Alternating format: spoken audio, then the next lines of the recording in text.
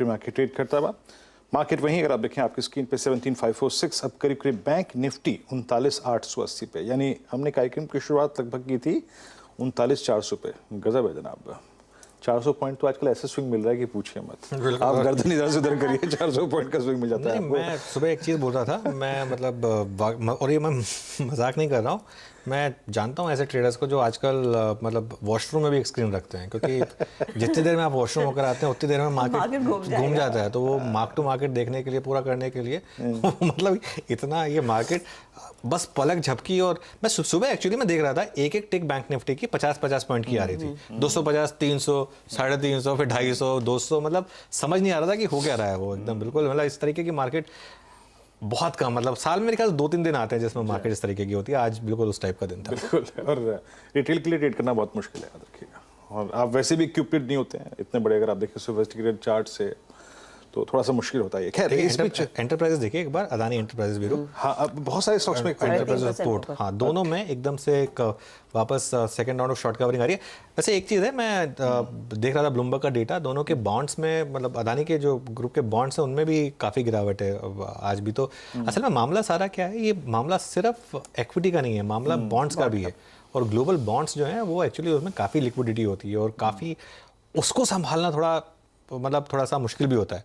तो इसके लिए वो भी एक फैक्टर है जो इस समय थोड़ा सेंटीमेंट पे वे कर रहा है। हम सिर्फ इंडिया के स्टॉक प्राइसेस देखते हैं, लेकिन ध्यान रखिए असली शॉर्टिंग कहाँ हुई है, असली शॉर्टिंग हुई है बॉन्ड्स में, ग्लोबल बॉन्ड्स में। और वो ट्रैक करिए आप, वो ब्लूमबर्ग पे या कहीं किसी और टर्मिनल पे आपको मिलेंगे, तो वो भी ट्रैक करना जरूरी है इस समय। जी हाँ, इस बीच अदानी एंटरप्राइजेस आपकी स्क्रीन पर आप देखें, समझ लीजिएगा कि लोअर लेवल से ये दरअसल जो 1:45 से लेकर 1:30 बजे के बीच में एक स्विंग लो लगा था, वो एक बहुत शार्प लो था। इनफैक्ट उसमें कल का लो वॉलेट हुआ था, कल यानी शुक्रवार का लो वॉलेट हुआ था लगभग 50 रुपए के फ्रैक्शन से। फिर वहां से अगर आप देखें पुल बैक देखे थोड़ा सा ऊपर आ रहा है 1:30 से 1:45। हाँ नहीं मतलब 1:45 से 1:30। हाँ।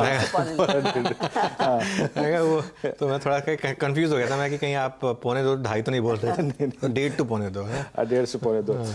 अच्छा, इस बीच एक स्टॉक थोड़ा सा जो मीनिंगफुल पुल बैक दे रहा है वो है अल्ट्राटेक सीमेंट। दलजीत जी, यही प्रश्न आपसे पूछना चाहूंगा। आई मीन दरअसल मैं अल्ट्राटेक सीमेंट पर फोकस इसलिए कर रहा था क्योंकि एक तो सीमेंट स्पेस में damage because of this incident हुआ ही है, बट इस बार अल्ट्राटेक सीमेंट की अर्निंग्स के बाद इसमें एक डिप आया था और एक सब्सटेंशियल डिप था, और आज वो डिप बाय हुआ है। अल्ट्राटेक सीमेंट लेके आइए आपकी स्क्रीन पे, इस वक्त करीब करीब 6892 पर ट्रेड करता हुआ। आप लोग कैसे अप्रोच कर रहे थे इसके नंबर्स को, और आपका व्यू क्या है इस वक्त अल्ट्राटेक सीमेंट पे, दलजीत जी? तो जैसे अभी हमने बात किया कि हमारा उम्मीद थी कि इस क्वार्टर में इनके नंबर्स इंप्रूव होने चाहिए, बिकॉज इनके जो इनपुट कॉस्ट है वो काफी कम हुए हैं और आउटपुट प्राइस के जो है वो बढ़े हैं, तो उसका बेनिफिट दिखना चाहिए। बट अनफॉर्चुनेटली उतना ज्यादा बेनिफिट दिखा नहीं। इनफैक्ट कंपनी ने थोड़ा डिसअपॉइंट ही किया ऑन एक्सपेक्टेशन, और उनका ये कहना है कि वो इन्वेंट्री की वजह से जो है वो आगे शिफ्ट हो गया है। तो इसका मतलब ये हुआ कि अगले क्वार्टर में वो नंबर्स बेटर आ सकते हैं। और जिस तरीके की डिमांड सिनेरियो बना हुआ है, प्राइसिंग का सिनेरियो बना हुआ है, उसमें कुछ इंप्रूवमेंट दिख रहा है, थोड़ा थोड़ा इंप्रूवमेंट है, बहुत अच्छा इंप्रूवमेंट नहीं है लेकिन थोड़ा थोड़ा, कहीं 5 रुपए बैग, 10 रुपए बैग, 15 रुपए बैग, इस तरीके का इंप्रूवमेंट दिख रहा है। तो उस हिसाब से UltraTech being the largest company वो बेनिफिशियरी होता ही है। और सीमेंट स्पेस में अगर किसी को रहना है तो लोग सबसे पहले इस स्टॉक को देखने की कोशिश करते हैं। बट ईवी टू इबिटा के टर्म्स में देखें, ईवी पर टन के हिसाब से देखें, तो ये हमेशा सबसे महंगा रहता है। इसके लिए हमने चूज किया दूसरे 2 स्टॉक, श्री सीमेंट और डालमिया भारत, क्योंकि वैल्यूएशन वाइज हमें लगता है कि वहां पे थोड़ा कंफर्ट ज्यादा है। अदरवाइज ये भी एक अच्छा स्टॉक है और अच्छा परफॉर्म करेगा अगले क्वार्टर ऑनवर्ड्स, इसमें नंबर्स अच्छे दिखने चाहिए, तो व्यू पॉजिटिव रहेगा। इस बीच एक बार पीएनबी लेके आइए।